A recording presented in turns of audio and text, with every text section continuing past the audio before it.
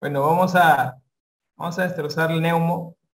Ya saben ustedes que la fase de Villapepas es una fase en la cual primero vamos a dar los lineamientos y luego unos recuerdos de pregunta. He tratado en la parte final esta vez de hacerles un tema de robotitos de las mismas preguntas para que ustedes mismos valoren su grado de dificultad, de dominio que puedan tener del bloque, ¿ya? Y eso es muy importante que lo tengan en cuenta. ¿Ok, chicos? Muy bien, chicos. Entonces vamos a comenzar las villapepas de Neumo. He separado 4 temas importantes que tienes que saber bastante, ¿ya? Al detalle. Pero son los brutales, o sea, toman el 90% de las preguntas de los últimos 5 años en los exámenes de salud, de NAM. Doctor, una pregunta de tromboembolismo no lo va a tocar aquí. No, eso en fase 2. Baja rentabilidad, entre comillas, porque he sacado un par de cosas aquí para ponerte. Porque son temas como que muy, muy fácil de predecir. En cambio, acá hay muchos temas, hay muchas pepas que quiero que razones, porque sobre eso va a girar en torno a una fase intensiva de preguntas, ¿no? Ahorita ponte, estamos en la fase 3, acá no vas a reconocer el tema, acá vas a aterrizar en el tema. No es una fase 2 donde vas a banquear, no, es una fase de reconocimiento del tema brutal y luego tú mismo vas a recordar, vas a guiarte, vas a completar. Pues en los mapas que he hecho puedes ponerle las hojas que quieras a los costados, pero vamos a tener que aterrizar. Aterrizas, muy, muy práctico va a ser. Doctor, yo creo que también podría ser esto, bacán, en el mundo de la vida real. Este es el mundo del examen. Acá vas a tener que aterrizar y vas a tener que asociar, y eso, ese pensamiento lógico que te voy a dejar, eso lo vas a manejar para el día del examen. ¿Correcto? Muy bien. Acuérdense, todos ustedes, que cada enfermedad tiene prototipos para poder reconocer en los pacientes. Importa mucho tener una idea rápida de todo en una imagen, y es lo que pretendemos en las fases 3. ¿Ok? Muy bien. ¿Qué es lo que tenemos que recordar acá? En primer lugar, el derrame pleural es una patología recontra frecuente. Y tú lo primero que tienes que saber es que dentro de la patología de pleura vas a encontrar el derrame pleural y el neumotórax. Pues de 10 preguntas de pleura, 6, 7 son derrame pleural, 3 son neumotórax. O sea, como que derrame pleural es de 2-1 con neumotórax con respecto a preguntas. Ahora, tienes que aprender a diferenciar entre un exudado y un trasudado. Eso es lo primero que tienes que aprender para el examen, es el primer objetivo. Y para eso van a venir los criterios de Light. Si ustedes no saben los criterios de Light, están muertos en estas preguntas. Doctor, yo me he olvidado los criterios de Light. O si no, puedes decir, qué fácil. Sí, pero los criterios te lo van a poner de 20 maneras distintas. Y eso es lo que tienes que recordar. ¿Ok? A ver, en primer lugar, ¿qué es lo primero que tienes que poner arriba en los criterios de Light? Porque los criterios de Light, si das cuenta, los 3 criterios tienen que ser negativos para ser trasudado. O sea, todo esto que voy a hablar ahorita tiene que ser negativo para ser trasudado. Negativo. Y acá, para ser exudado, cualquiera que sea positivo, basta uno que sea positivo. O sea, de todos estos 3 que vamos a hablar, suficiente con uno para que ya sea exudado. Doctor, qué facilito, eso yo me acuerdo todo el tiempo, toda la vida. Sí, pero, a ver, espérate, creo que he dejado todo el WhatsApp abierto. Denme un segundito. Vamos a cerrar esto.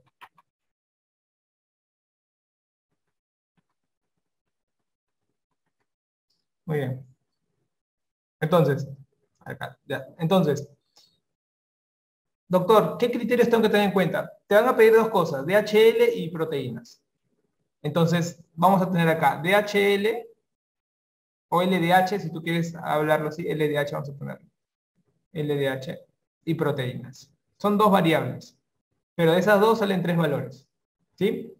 Con respecto al primer valor, que es el que más se usa, las proteínas, es el que más se usa. El corte es mayor o igual a 0,5. ¿De qué cosas? De las proteínas de la pleura entre las proteínas del suero. Entonces, imagínate, los pulmones están arriba, el suero está abajo. Para que te acuerdes, ¿ah? Porque te van a poner alternativas para engañarte. Te pueden poner más del 0,5 del suero con respecto a la pleura. Ya te fregaste, y tú te acordás el número, pero no te acordás la relación. Ya la fregaste. Entonces, acuérdate, el primer variable, lo que tienes que dividir es pulmón, el dato de las proteínas de la pleura va arriba, y la proteína del suero va abajo. Acuérdate, ¿eh? Porque te van esa pregunta. Segundo, tiene que ser mayor o igual a 0,6 ¿de qué? Del DHL, ojo, estas proteínas, y abajo la 2 es DHL o LDH. ¿Ok? Entonces, acá, ¿qué tiene que ser? Igualito del pulmón entre el suero. Ya con estas dos, ya has hecho todas las preguntas. Porque la otra no viene mucho, que es más de 2/3 del DHL o LDH del suero, de la pleura con respecto al suero. O sea, que el líquido del el LDH de la pleura tiene que ser mayor de 2/3 del límite superior normal del suero, del límite superior normal del suero. Ese es el otro valor. Oye, doctor, o sea, en derrame pleural yo tengo que recordar acá puntual para el examen cuál es exudado, cuál es exudado. Puntual, hermano. Puntual. Yo en la fase 1, ¿qué te enseñaba? Cuándo punzas, indicaciones de derrame pleural, dónde se coloca la aguja, cómo haces. ¿Te das cuenta? Cuando comenzamos a discutir en las preguntas, decía, a ver, la discusión, vamos a ver, ahora qué te digo, de frente. Te van a preguntar esto, diferencia entre exudado y exudado. O sea, es muy puntual esta fase. Ahora, ¿cuál es el robot característico que me va a venir del exudado? Para saber el robot característico del exudado, me va a venir la pregunta clásica de exudado. ¿Cuál es la causa más frecuente de exudado? Derrame paraneumónico. De 100 neumonías, 40 hacen derrame. O sea, 40% de las neumonías hacen derrame, son derrame paraneumónico. Por eso se llama paraneumónico, al costado de la neumonía. Entonces su robot es típico de ellos. ¿Ok? ¿Y el robot del trasudado cuál es? Insuficiencia cardíaca. Es el robot del trasudado. Entonces, cuando es un trasudado, en una pregunta de examen sale al toque cuando te dicen que el derrame es bilateral. Y en el robot del exudado es unilateral. O sea, a mí me pone el paciente que viene con derrame bilateral, ya, exudado. O sea, casi mecánico, pero igual yo tengo que esperar, ¿eh? Igual tengo que esperar, no puedo lanzarme, tranquilo. No puedo lanzarme. Entonces, tienes que tenerlo en cuenta, ¿ya? Aparte, el paciente con exudado generalmente es un paciente que tiene un estado sistémico, ¿no? Y a la vez también local. ¿Pero qué prima? Prima mucho lo local. Entonces, yo voy a tener, por ejemplo, el paciente entra al hospital por un componente generalmente del pulmón. O sea, es un componente más local. Por ejemplo, tengo un paciente que me dice, oye, tienes cáncer de pulmón. ¿El cáncer de dónde es? De pulmón. ¿Qué cosa es pulmón? Local, está ahí. Entonces piensa, ¿qué cosa es? ¿De exudado o trasudado? Si es local, exudado. Chumas. O sea, inflamación ahí, claro. Piensa, tromboembolismo pulmonar. ¿Dónde va? ¿Qué es? ¿Exudado o trasudado? Respóndeme, ¿eh? Todos ahí, todos en línea. Esta es una charla de patas. Mis clases son así. Exacto. Muy bien. Entonces tú en tu mente, ¿ves? Te das cuenta de lo mañoso. Tú dices, oh, de verdad, no, doctor Chan, no me había puesto a pensar que esto podría ser exudado. Pero yo sé dónde cae el doctor. Tuberculosis pulmonar. Al ojo. Tuberculosis pulmonar. Doctor, exudado, pues maestro. O sea, no puedo caer yo en eso. Entonces van a comenzar a caer todas las cosas pulmonares. Ahora, van a haber componentes, tanto las infecciones, tanto las neoplasias, van a estar acá en el mundo de los exudados. Todas las infecciones, todas las neoplasias. Como que todo eso va a estar dando vueltas ahí, ¿no? Dices, su madre. Infección, neoplasia, demonios. Está muy metido ahí, muy metido ahí. ¿Problemas vasculares de qué? Del pulmón. Ya, ahí también está. Pero si es vascular del pulmón, tiene que ser acá, pero he dicho que es local. Ojo, he dicho que es local. No memorices nada. Razona. Ya, doctor. Doctor, una pregunta. ¿Y enfermedades autoinmunes? A ver, si es inflamatorio esto, ¿el autoinmune no es inflamatorio o no? Sí. Entonces, todas las autoinmunes también van a estar acá. Muchachos, hasta este momento, ¿han tenido que memorizar algo? No, no. Entonces, ustedes tienen que razonar. Las preguntas de examen vienen así. Los profesores se sientan y lo primero que dicen, vamos a hacer caer a los muchachos. Vamos a preguntarles cosas muy puntuales. Pa, pa, pa, pa, y caen. Entonces, no hay manera. Ahora, yo les pregunto a ustedes, un kilotórax, ¿es exudado o trasudado? Un kilotórax. Un kilotórax. ¿Es exudado o trasudado? Exudado o trasudado. Kilotórax, hacía. Kilotórax. ¿De dónde estoy hablando yo? ¿Estoy diciendo kilo pierna, kilo barriga, kilo cabeza? ¿O estoy diciendo kilotórax? Estoy hablando de local. ¿Te das cuenta? ¿Te das cuenta? No tenemos que memorizar. Kilotórax. Estoy hablando de local. Estás ahí, metido. Entonces, chamare, no puede ser, doctor. Todo sale con eso. Exacto. Te llaman de hemotórax. Ya, una más fácil. Pseudoquilotórax, muchachos. Exudado trasudado. Pseudoquilotórax. Exudado trasudado. ¿Qué cosa sería? Entonces, lo mismo. Lo mismo. Entonces, en tu mente dices, wow. A ver, doctor, yo sé dónde vas a caer tú. A ver, chicos, artritis reumatoide. Artritis reumatoide. ¿Qué cosa es? Autoinmune. Perfecto. ¿Dónde está? Ah, está en el mundo, pues, doctor, es inflamatorio. Así que vale. Lupus. Lupus. ¿Qué sería lupus? Dices, no, pucha, no puede ser, doctor, todo lo que está entrando ahí. Podría darse ahí. Claro, podría darse en ese mundo, ¿verdad? Si hay un trauma, si hay un trauma en motórax, ¿qué sería? ¿Exudado o trasudado? Lo mismo. O sea, en otras palabras, ¿es necesario memorizar? No es necesario memorizar. ¿Es necesario decir, pucha, doctor, esto es así, esto? No.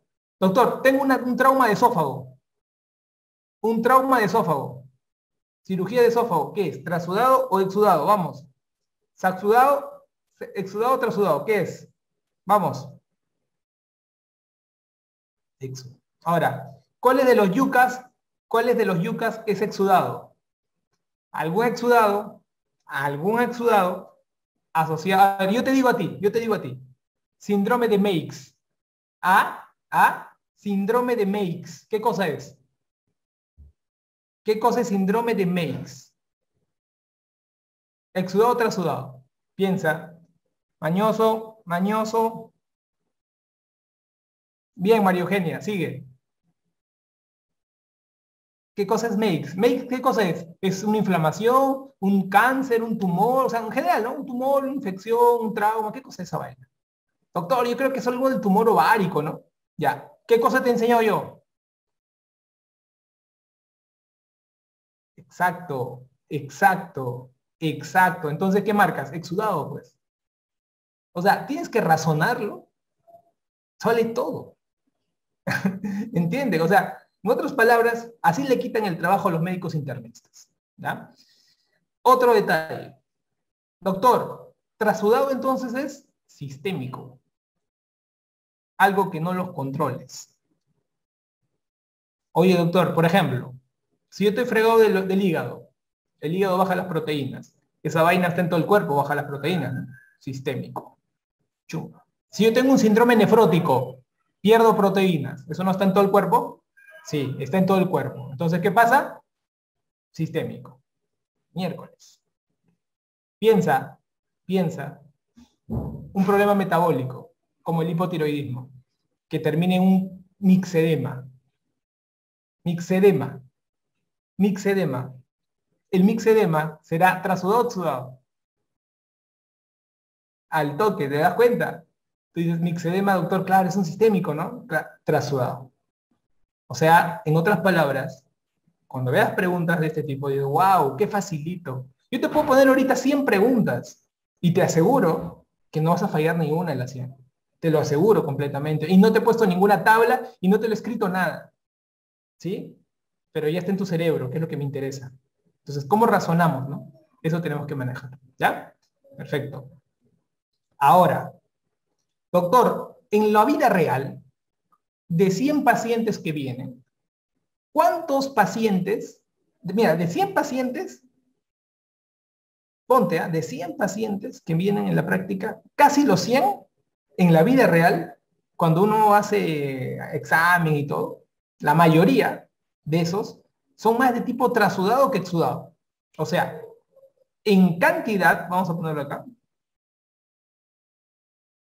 la insuficiencia cardíaca es la causa más frecuente de manera general. De todos. Más frecuente en mancha. Entonces tú dices, chumas. No hay pierde. Ya, acá. Ahora, yo te digo a ti algo. Si el paciente tiene diferentes problemas, tú vas a ver que en derrame pleural te ponen varios casos, ¿no? Pero en la vida real, ¿cuáles son esos casos que nos hacen pensar más? O mejor dicho, que vemos más. 4 casos para poder hacer diferencial rápido. 4 que así son muy regalados. Como son los 4 casos más regalados de la historia, entonces en un examen serían buenos. Claro, si tú a un alumno le quieres enseñar, pregúntale diferente, porque ustedes todavía no tienen, digamos, hay varios niveles de discriminar una semiología de un paciente, ¿no? El primer nivel de discriminación recae en los más frecuentes. Entonces, el primer nivel, tú tienes que enseñarle los patrones clásicos. Entonces, cuando se reúnen la gente para hacer exámenes de medicina para alumnos de pregrado, dice, usa patrones frecuentes que no confundan al estudiante. Entonces, acá, por ejemplo, miren, ustedes tienen 4 casos, que son los 4 casos de patrones de derrame. 4. El primer patrón que no hay pierde es si aparece la palabra hada en el derrame. Cuando aparece hada, es indefectible que la pregunta termine en tuberculosis. En tuberculosis. Doctor, un hada más de 45 es tuberculosis. Probablemente, en un examen es. En la vida real no sé, puede ser cáncer. Pero en el examen lo es. Ah, ok, entiendo. Entonces, importante. ¿Y el diagnóstico? Entonces, ¿quieres hallar qué cosa? Quiero hallar, pues si me dices que el hada me puede sugerir tuberculosis, ¿cuál es el diagnóstico de la tuberculosis pleural? Tú sabes que la tuberculosis en la pleura es un lugar poco oxigenado. La pleura es un lugar poco oxigenado, analizando muy fríamente. Es un tejido más ahí. Pero, la tuberculosis se puede poner de manera dispersa, ¿no? Los granulomas se dispersan. Y como uno por fuera quiere entrar a sacar muestra, va a ser bien yuca darle, ¿no? Tanto espacio y están perdigonados, disponibles, y si no le agarras, entonces, ¿qué es lo mejor? ¿Cuál es lo mejor? ¿Cuál es el mejor diagnóstico para una tuberculosis de pleura?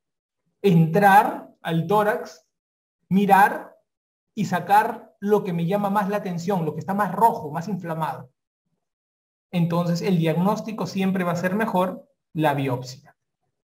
Y la biopsia tenemos de 2 niveles. Una biopsia que no miras ¿qué es? Que la afuera, pero así, ¿no? Una aguja de afuera. No miro qué hay adentro, pues, ¿no? Te estoy punzando. Es una aguja de afuera. Eso se llama percutáneo. Y la aguja que está por dentro, o sea, cuando ya entras a la cavidad torácica, miras todo por dentro y sacas, ¿cómo se llama eso? Mirando todo por dentro.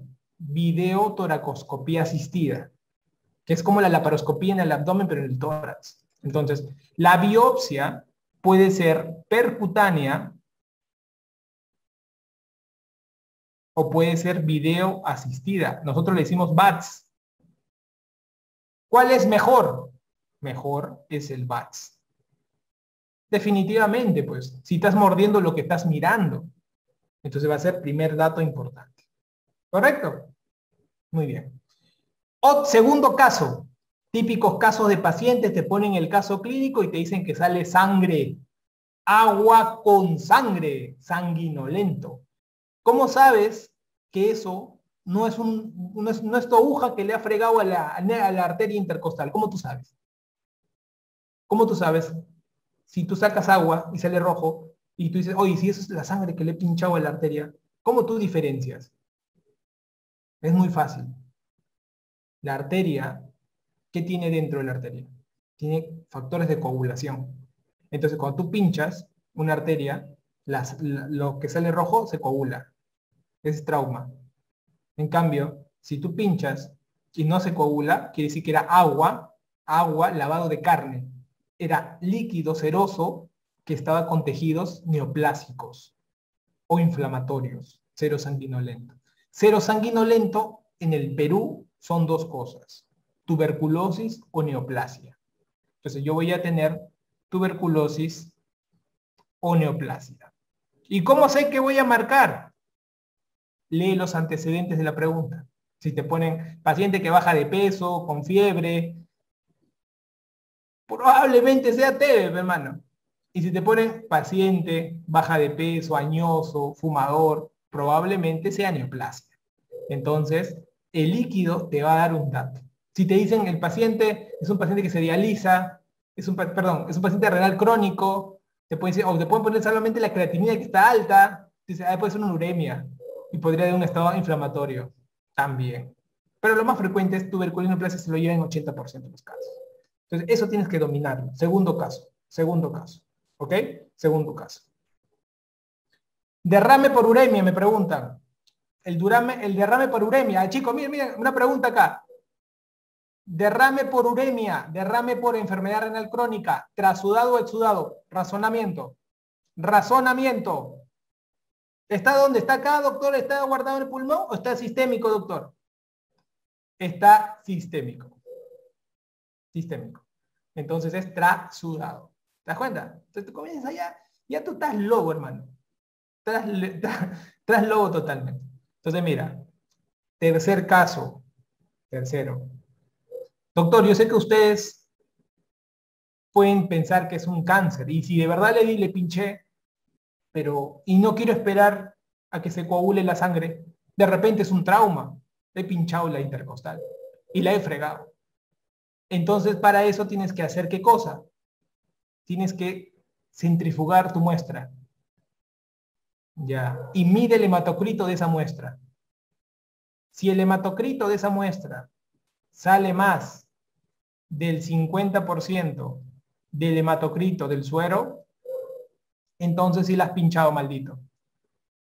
Ese es un hemotórax. Esto es igual a hemotórax. Ok, correcto. Entonces ya sé esa segunda diferencia. Dentro de los casos que te vuelven loco y que las preguntas también te van a volver loco. ¿Está bien? Cuarto caso, típico caso. Paciente que viene con un líquido que ya no es cero sanguinolento. Es un líquido, color totalmente como es un color como el yogur de vainilla, clásico, ¿no? Entonces, el famoso quilotórax. El quilotórax es de los pocos derrames que uno pide en la vida real laboratorio para poder hallar el estudio bioquímico. ¿Qué pedimos? ¿Qué pedimos en quilotórax? Triglicéridos. Exacto. Pedimos triglicéridos con T de quilotórax. Triglicéridos. ¿Mayor de cuánto tienen que ser los triglicéridos en el líquido pleural para hablar de quilotórax? ¿Cuánto tienen que ser? ¿Mayor de cuánto? Kilotórax. A ver, chicos, la fanaticada, ¿dónde está? ¿Cuánto tienen que ser los triglicéridos para hablar de kilotórax? Se ponen ahí, ¿no? Marca. Más de 110. Más de 110. Oye, doctor, yo me había confundido con colesterol. No, colesterol es en el pseudoquilotórax. Chumas, qué fregado, ¿ah? No sabía que ese dato era importante. Ese dato era importante. Son 4 casos que tenemos que recordar. Recuérdame esto. Ahora, si tú aparte de tus 4 casos, tú te acuerdas, a ti te reumatoide, que la glucosa es muy baja, ¿no? Ejemplos. Esas son cosas raras, ¿no? Si tiene pancreatitis y que lo eleva que se puede dosar amilasa, ya son casos raros. Pero son teóricos, son académicos, son para el recuerdo. Entonces dices, oye doctor, de verdad, ¿no? Máquina, yo creía que en esto no era importante. Sí, sí es importante. Podría presentar esas situaciones. Entonces, lo vas teniendo en cuenta. ¿Ok? Lo vas teniendo en cuenta. Ahora, estos son los casos que tú generalmente vas a tener en consideración. ¿Ok? Muy importante, es que tú recuerdes, aparte, hay una pregunta, ¿no? Acá que les hago ahorita. Esta es una buena pregunta. ¿La pancreatitis hace exudado o trasudado? ¿La pancreatitis hace exudado o trasudado? Es una buena pregunta. ¿Qué hace? ¿Exudado o trasudado? Pancreatitis. Exacto, exacto, exacto. Pancreatitis. Titis. Itis es inflamación. Exacto. Entonces, inflamación, exudado. ¿Te das cuenta? Entonces, mucha máquina. O sea, era un tema de ese tipo entraba. Entonces, ahorita hemos visto un montón de causas, pero ¿qué quiero? Aterriza, totalmente aterrizado, razonado. Muy bien. Dentro de todas las complicaciones del empiema, del derrame, perdón, dentro de todas hay una complicación importante, que es el empiema. El diagnóstico del empiema, en primer lugar, la causa más frecuente de empiema es el estafilococo aureus. Ustedes van a ver en el pasado, antiguamente era el neumococo, pero gracias a los antibióticos, eso quedó, como les digo, en el pasado. Hoy tú puedes ver causas de empiema. Si alguien te dijera, ¿no? El neumococo es causa de empiema. Mira, el neumococo es causa de empiema. ¿Ya? ¿En qué situación? Hoy día, en muchos casos de empiema originado a nivel extrahospitalario o en la comunidad. Ahí podría ser el neumococo. Pero lo más frecuente es estafilo. ¿Y por qué? Porque la mayoría son neumonías en el hospital que se complican en el hospital. Pensando. Y el empiema, el estafilococo aureus, no solamente forma empiema. También, ¿qué hace? Hace podrir el pulmón, necrotiza. Entonces, ¿qué puede generar? Al necrotizar, genera debilidad pulmonar, bulas. Entonces podemos tener la neumonía necrotizante y también la presencia de bulas. ¿Ok? Bulas. Perfecto. Doctor, ¿las bulas qué cosas son? Debilidad del parénquima que genera un espacio y se puede romper y genera neumotórax. Perfecto, doctor. El diagnóstico del empiema es bioquímico. Bioquímico. Básicamente, ¿qué tienes que ver? Por ejemplo, el pH menor de 7.2. ¿Sí? Es el gol estándar. El pH es el gol estándar del empiema, ¿eh? No te olvides, ¿eh? El pH es el gol estándar del empiema. Pero en la vida real, nadie, ningún laboratorio mide pH. Los malditos no miden pH. ¿Por qué, doctor? Porque el pH se mide con el líquido de agar. Si tú quieres aprender, yo, por ejemplo, ¿qué hacía? Le sacaba el líquido, me lo llevaba en jeringas de agar, y la jeringa de agar te medía el pH. Yo sacaba, pucha, que era un empiema, decía yo. Pero ¿cómo lo veías en la parte bioquímica? LDH, más de 3 veces el valor normal del LDH sérico. Un LDH recontra alto. Recontra alto. Más de 1000. Y otro, los polimorfos nucleares. Mayor del 90%. Y elevados, ya te hacen pensar. Ya al toque. Pero el empiema ya se estableció. ¿Y quién fue su predecesor? ¿Quién fue su previa? Generalmente, la mayoría de las veces, un derrame paraneumónico. un derrame paraneumónico, ¿correcto? El derrame paraneumónico se clasifica en dos. Un derrame paraneumónico complicado y un no complicado, ¿no? Entonces, derrame paraneumónico no complicado y derrame paraneumónico complicado. ¿Cuál es la diferencia entre lo no complicado y lo complicado? La presencia de bacterias. Los complicados son bacterias positivas y los no complicados son bacterias negativas. ¿Ok? Oye, doctor, entonces qué interesante, ¿no? Qué interesante. ¿Cómo se va a manejar el empiema? De acuerdo a sus fases. El empiema tiene 3 fases, chicos. ¿Cómo se llama la primera fase? Exudativa. Porque está toda la pus ahí. ¿Sí? Luego viene una fase, ¿de qué tipo? ¿Cómo se llama la segunda fase después de la parte exudativa que está todo inflamado? Fibrino purulenta, ¿no? Claro, muy bien, fibrino purulenta. Y la tercera fase, la organizativa. Muy bien. ¿Cuál es el tratamiento que vas a marcar en el día del examen? Entonces, exudativa. Doctor, está exudativo. ¿Qué hago? Oye, esto generalmente, mira, te voy a decir, esto generalmente ocurre los primeros 7 días. Esto va del día 7 al día 14. Y esto va del día 14 para adelante. Mira, una vez que se diagnostique el empiema, quiero que lo recuerdes bien, para que no lo falles. Una vez que se diagnostique el empiema, el tratamiento es drenaje. Tubo de drenaje torácico. Así sea 4 días de empiema, sí, mientras más antes mejor métele el tubo para que salga toda la cochinada. Perfecto. En los niños, ya te lo pongo otro color, en la primera fase en los niños, en esta fase exudativa, podrías utilizar algunos fibrinolíticos. Por ejemplo, la uroquinasa.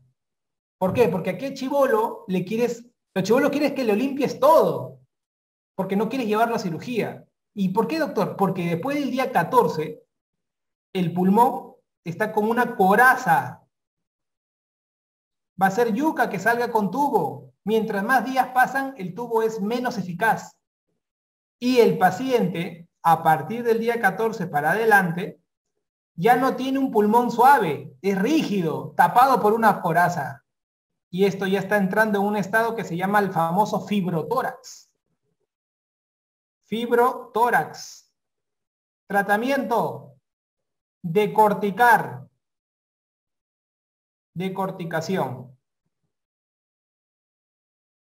¿Y la decorticación cómo se hace? Abriendo el tórax. O sea, tienes que hacer toracotomía. Para luego terminar haciendo, ¿qué cosa? Decorticación. Perfecto. Entonces, doctor, a mí me van a poner casos clínicos y yo tengo que relacionarlos con esto, con la etapa y la fase y cómo lo voy a tratar. Independientemente de todo este drenaje, tú sabes que el paciente, muy aparte de todo lo que es el drenaje, quitarlo sucio, vas dándole antibiótico, ¿no? ¿De acuerdo a qué? A la neumonía que tenía, pues, porque él tenía una neumonía, ¿verdad? Entonces tú de acuerdo a la neumonía le estás dando antibiótico. Y así vas a manejarlo. Esto te tienes que llevar para el derrame pleural. Si tú te aprendes bien estos pasos que te he dicho, de manera razonada, todas las preguntas las vas a ver muy fácil, bastante rápidas. Y sobre todo te ayude este tipo de dinámica o mecánica cuando no hay tiempo. ¿Ok? La segunda patología de la pleura es el neumotórax. El neumotórax es ese espacio que se va a generar en el pulmón colapsado. Entonces el pulmón se colapsa y la cavidad torácica se llena de un espacio aéreo. Aire, señores, aire, aire. Entonces tengo que aprender a saber y reconocer. El neumotórax para las preguntas de examen van a venir de dos maneras.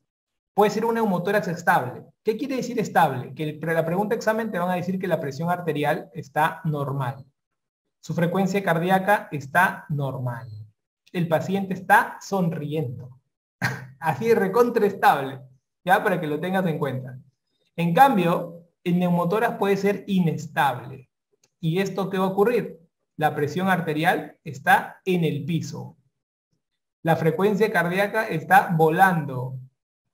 Te pueden poner incluso ingurgitación yugular. ¿Por qué? Porque los pacientes inestables también se llaman neumotórax a tensión. ¿Y aquí qué ocurre? Ocurre que el tórax está teniendo un problema interno. Probablemente una caída, puede ser traumatismo cerrado, ¿no? Te caes, una caída. O puede ser un cuchillazo. Puede ser. Pero por alguna razón se ha hecho un efecto de válvula y el pulmón está botando aire a la cavidad torácica mientras se sigue achicando y la cavidad, el espacio con el aire están comprimiendo al pulmón. Pero al comprimirlo lo tiran contra el lado derecho. Ahí la malogra. La tiran contra el lado derecho del corazón. ¿Quién está al lado derecho del corazón? La aurícula derecha, el ventrículo derecho, la vena, ¿no? La vena cava. ¿Qué pasa cuando tú cierras la vena cava? ¿Aumenta el retorno venoso o disminuye el retorno venoso? ¿Qué dices?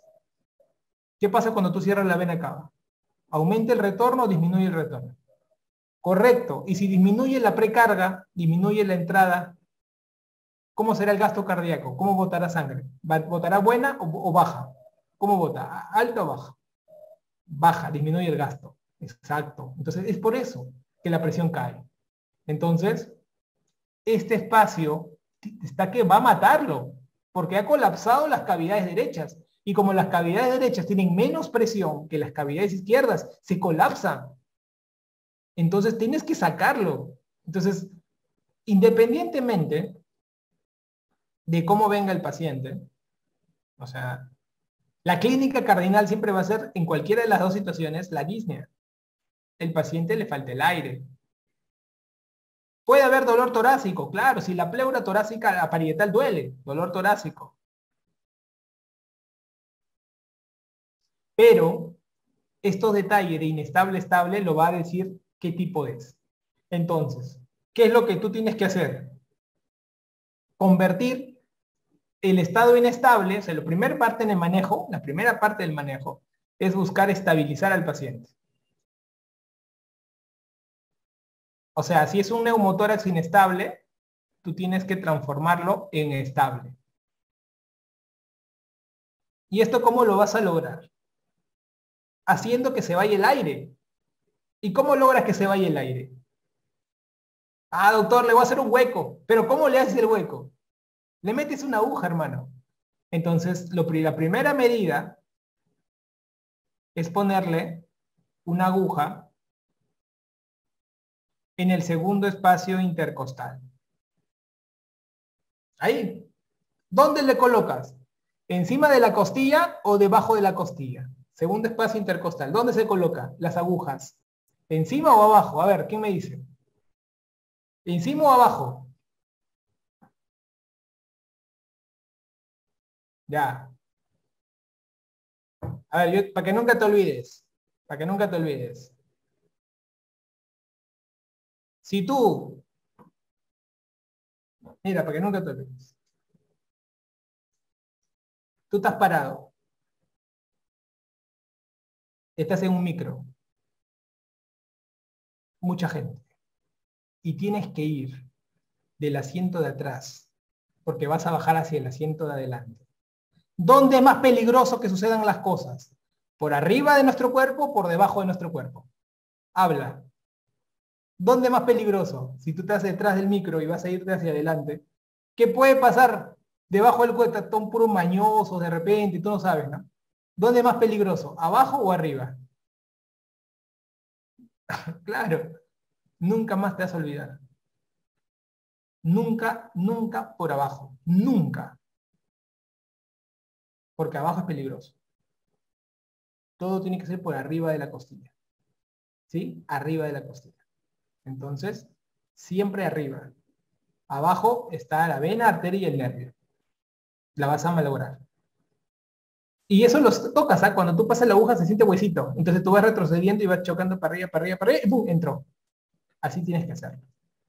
Entonces, ya estabilicé, doctor, al paciente, ¿sí? Lo pasaste a hacer un estado estable. Perfecto. Eso también se llama neumotórax simple. Por ahí lo vas a poder ver. Neumotórax simple. ¿Ok? Importante. Importante.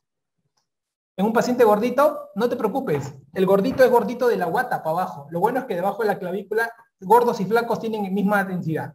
Así que tienes que hacerlo línea media clavicular segundo espacio intercostal. No hay pierde. Ahí no hay pierde. Abajo sí te fregas. Te lo digo por experiencia, porque me pasó con un paciente de 150 kilos una vez. Y dije, no, pucha madre. Y al final es lo mismo. Y es verdad. Por eso que cuando hagan tomografías y jueguen, a mí me gustaba jugar con todas las tomografías cuando era alumno. Entonces me gustaba medir del espacio, por ejemplo, de la línea de la piel hacia la costilla, ¿no? Así, me gustaba jugar. Decía, ah, mira, cuando tiene tantos kilos, tiene esta distancia. Cuando tiene tantos kilos, así yo juego, ¿no? No juegos estúpidos, ¿no? Pero a veces eso sirve, ¿eh? Cuando estás solo en la vida, te puede servir. Entonces, luego de estabilizar, el segundo paso es definitivo. ¿Cuál es el tratamiento definitivo? Y para eso, en las preguntas de examen tienes que saber los porcentajes. Por ejemplo, si te ponen que neumotórax tiene menos del 20% de neumotórax propiamente, entonces, ¿el tratamiento cuál es? Exacto, observación. Ni siquiera le doy oxígeno, ¿eh? Porque es mentira. Cuando tú ves un pata, no, tiene 15%, lejos oxígeno nomás. Es de finta, es para que justifique el pago a la clínica. Eso es mentira, no hay ninguna evidencia. ¿Ok? Segundo, cuando tiene más, o sea, cuando tiene más de 30%, se le coloca tubo de drenaje torácico. Oye, doctor, y entre 20 y 30 depende del cirujano, ¿no? Si el cirujano cree conveniente colocarle o no colocarle. ¿Y eso sabes por qué? Porque, por ejemplo, imagínate que un pata tenga 25% de porcentaje de oxígeno y está tranquilazo, está totalmente tranquilo, está leyendo su periódico, se está riendo todavía y tiene 25%. Hay mucha probabilidad que no pase nada. Por eso que en cambio de más de 30 sí, no, es imposible que pueda reducir. Porque normalmente, teóricamente, se reduce 1% cada día. Entonces es difícil. Entonces más de 30 a la segura, ¿no? Y menos de 20 definitivamente va a ir bien, ¿no? Hay casos exceptos, ¿no? Pero son casos de especialidad, ¿no? En donde teniendo menos de 20% le puedes colocar el tubo, ¿no? Por ejemplo, en cualquier paciente en ventilación mecánica, tienes que colocarle con menos de 20%. O sea, basta que tenga ventilación mecánica, métele el tubo. No me importa el porcentaje. En ventilación mecánica se rompe esto. ¿Por qué? Porque el pulmón necesita estar a su máximo poder. Y no te puedes dar el lujo de robarle nada. No, vamos a ver. O sea, tienes que meterle el tubo, hermano. No, pero ten la UCI, me voy a contagiar de COVID. Oh, no me friegues, tú eres médico, tienes que ponerle el tubo. Entonces tienes que jugar en ese sentido. Pero estos números tienen que ser importantes para que tú lo puedas definir. ¿Ok? Muy bien. Entonces, es la manera como usted ahora, el tubo de drenaje torácico, ustedes van a encontrar varios nombres, ¿no? Por ahí pueden encontrar drenaje percutáneo, drenaje con mini toracotomía. O sea, todos los nombres así bacanes que se pueden inventar para justificar el procedimiento. ¿Ok? Entonces, muy importante, chicos, tengan en cuenta este mapa, que es brutal para que ustedes lo puedan recordar.